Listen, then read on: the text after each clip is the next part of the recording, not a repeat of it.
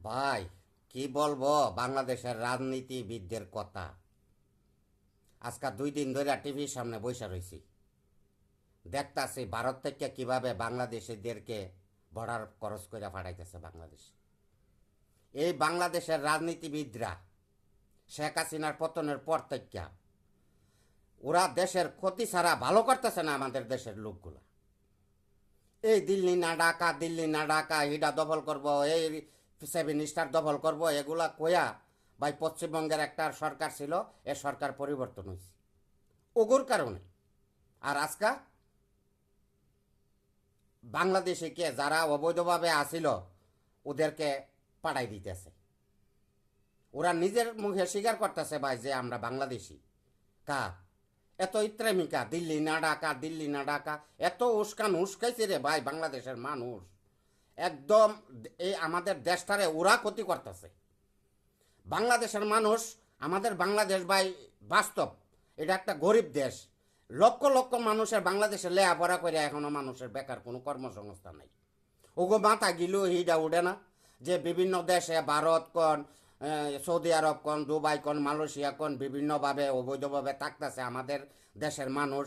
যাইতো ভাই ফ্যাটটা তো চালাইতেছে, বউ বাচ্চা নিয়ে তো 2টা খাইতেছে অবৈধভাবে। এটা তো বাস্তব স্বীকার করতে হইব। এখনে হাজার হাজার যে মানুষ ইন্ডিয়া না ভারত কয়া যে লাখ হাজার হাজার মানুষ পাঠাইতেছে, একটা নেতারা গেছে যে ভাই এই পাঠাইও না তোমরা, বর্ডারে গেছে, এখনো চুপ, এখনো চুপ রয়েছে, এখনো যাইতো না। আমার উচিত যারা যারা ওই ইন্ডিয়া থেকে আসতেছে, ওই যারা যারা উস্কানি দিছিল ভারতের, ওই যে ওগো বাড়িতে গিয়া তাহা যে আমার ঘরে চাল দে, ডাইল দে, আমার ঘরে টেয়া দে, আমার না হইলে আমার ঘরে কাজ দে। তোদের উস্কানিতে আমাদের দেশের ক্ষতি হয়েছে। এই যে বাংলাদেশের মানুষ এই নিয়ে শুরু হয়েছে ভাই, দেখেন 95,000, 95 লক্ষ ভোটার বাদ দিছে ওই সাইডে। 90 লক্ষ বাদ দিলাম, আরো তো 5 লাখ, আরো তো 5 লাখ। এই 5-10 লাখ যদি বাংলাদেশের মানুষ পাড়ারে ভাই, কোনো উপায় আছে আমাদের দেশের? কর, আমাদের দেশের রাজনীতিবিদরা আমাদের দেশের ভালো চাই না ভাইয়া, কি করুন? ওই হিডা দখল করব, হিডা দখল করব, হিডা দখল করব, এই যে একটা উস্কানি শুরু করছে দেশের ভাই। এমনিতেই আমরা চলতে পারি না বাংলাদেশে, নাই কাজকর্ম নাই কিনো। এই যে একটা অভাব চলতেছে শেখ হাসিনার পতনের পর, বিদেশি কোনো ইয়া নাই, ইনভেস্ট নাই। এখন এ ঠেকাইতে পারতাছে, নিজের মুখে বলতেছে যে আমরা ভাই বাংলাদেশি। বিজেপি বিজেপি নিজেরা রিসিভ করতেছে। যান গিয়া টেহান পারেন কিনা? পারবেন না। ওই আপনারা উস্কানের সময় 1 নাম্বার, উস্কানের সময় 1 নাম্বার। আপনাদেরকে এটা বলতে হইব না, দেশের ক্ষতি করার জন্য আপনার ঘরে বলতে হইব না। এখনে গিয়া যান না, গিয়া টেহান যে আপনারা পাঠাইন না পারেন কিনা। এনে শুরু হয়েছে। এখনে কইলে একটু কই বলা ভারতের দালাল, ভারতের দালাল। আরে ভাই বাস্তব জিনিসটা তো স্বীকার করতে হইব। আপনারা হিটা দখল করবেন, হিটা দখল করবেন। আরে সর্বনাশ, একটা ইলাই কারখানা। এই যে বিপি নূর কত কিছু কইল, রিজবি সাহেব নিজের বউ শাড়ি পরে লিছে।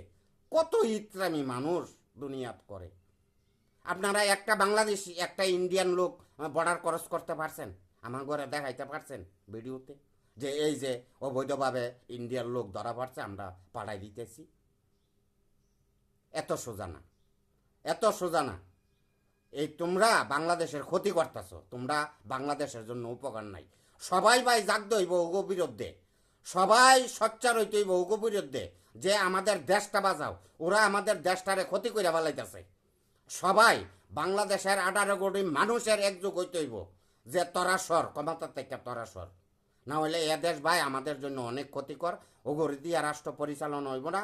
ওরা ওরা শুধু এখন এখন ইন্ডিয়া সরি, এখন পাকিস্তান আয়াতে হাক, চীন আয়াতে হাক, আমেরিকাতে হাক, তুরস্ক আয়াতে হাক যে তোমরা পাঠাইও না।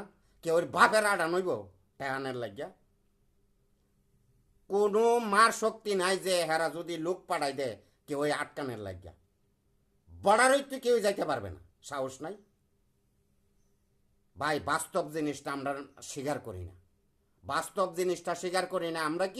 আমরা কি মানুষের মস্তিষ্কে একটা জিনিস ঢুকাই দেয়।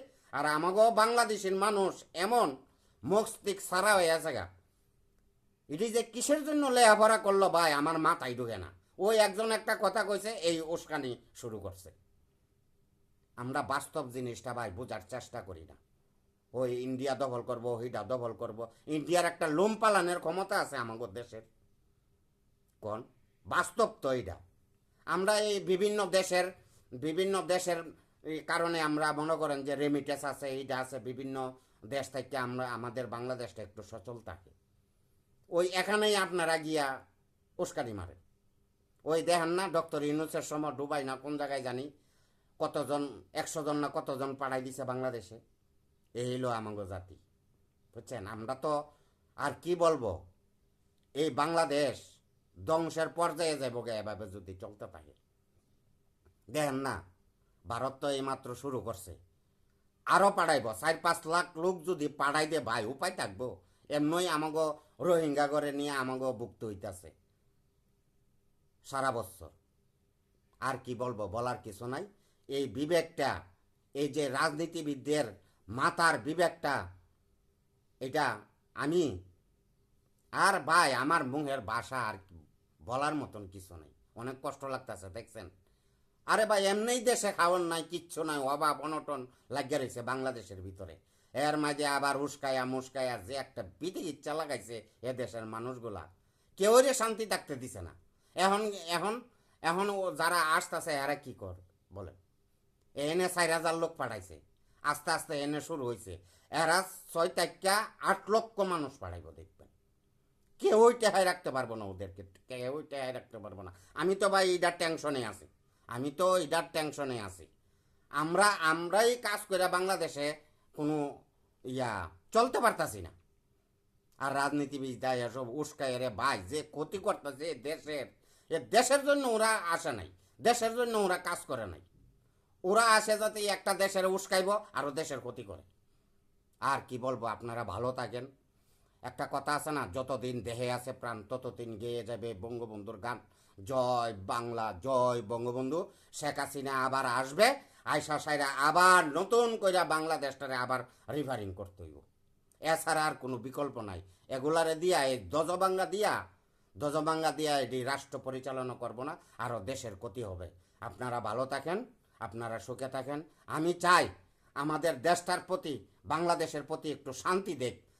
সৃষ্টিকর্তা, তুমি আমাদের বাংলাদেশের মানুষকে বাঁচাও, না হলে আমাদের আর কোনো উপায় নাই। জয় বাংলা, জয় বঙ্গবন্ধু।